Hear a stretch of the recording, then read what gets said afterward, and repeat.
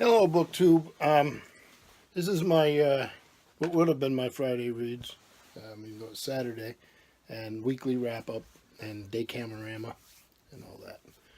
It's probably not going to be a very productive weekend. I have a big family connections in Naples, Florida, and Fort Myers, Florida. I lived there for years, worked there for years. Met my wife there. All three of my children were born there. And both of us have family that's still there. All right near the water. So we're very concerned. So I've been spending a lot of time watching the Weather Channel, and I'll probably continue that for the weekend. So I don't know how much I'll get done. But I thought I'd do a quick update of where I'm at and what I've been reading. And let's start with I'm reading some advanced reading copies of Mark's. One of them is Ursula K. Le Guin, No Time to Spare, Writing About What Matters. These are a series of articles she's written over the last few years. It's Houghton Mifflin Harcourt. And thus far, it's just what you would expect from Le Guin. Very pointed and beautifully written pieces on the matters of the day. Everything from children to cats to growing old. And I'm very much enjoying it. The other thing I'm reading is a similar volume by the late Umberto Eco, who was a favorite of mine. And has a wonderful title, Chronicles of a Liquid Society. And it's another Houghton Mifflin Harcourt book, advanced reading copy. And he seems to focus a little more on social media and how it interacts with life. At least thus far I'm not reading it. It's great Eco, great stuff. And another one I'm reading is The Bookworm by Mitch Silver, Pegasus Books. It's a thriller. I'm into it a little bit. Thus far, it's not really working on me.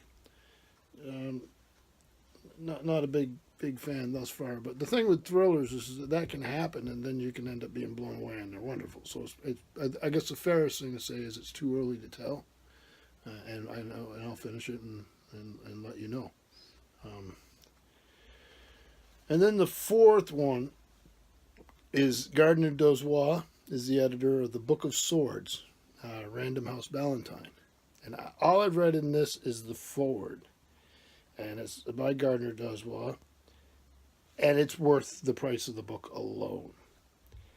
And he talks about growing up in Boston, about fantasy and science fiction, and how he first became involved. He actually became involved with fantasy before he did science fiction. He was a very famous science fiction editor.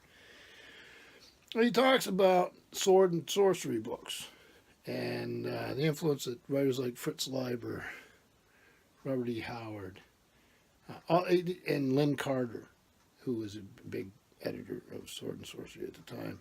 And all these folks had before the epic fantasy type tradition of Tolkien had its big impact. So there was already a rich culture of these sword and sorcery stories and a market. And that first unauthorized Tolkien book was actually to feed a market that the editor that had that done knew was out there. So fantasy in fantasy fiction in America is is a niche in popular culture. Predates Tolkien, and I remember a lot of these books. And like I say, this introduction by Dozois it's worth the price of admission right there. And then for stories, we got stories in this thing by Robin Hobb, Ken Liu, Walter John Williams, C.J. Shearer, Garth Nix, Scott Lynch. One of my favorites, Lavi Tidhar. And there's a new Game of Thrones story The Sons of the Dragon by George Railroad Martin. So I'm really excited about this volume. So we'll get to that one maybe after the weekend, and maybe after we find out what happens with these storms. I've also, for the Decamerama, Boccaccio's Decameron, I'm up to, let's see, the second tale. I'll show you some of this artwork in this book. It's just magnificent. I'm on the second tale of the third day. And these things are a hoot. They're hilarious. Really, really racy.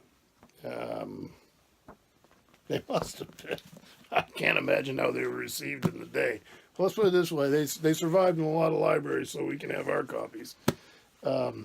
And I absolutely enjoyed them. I don't read much every day of them.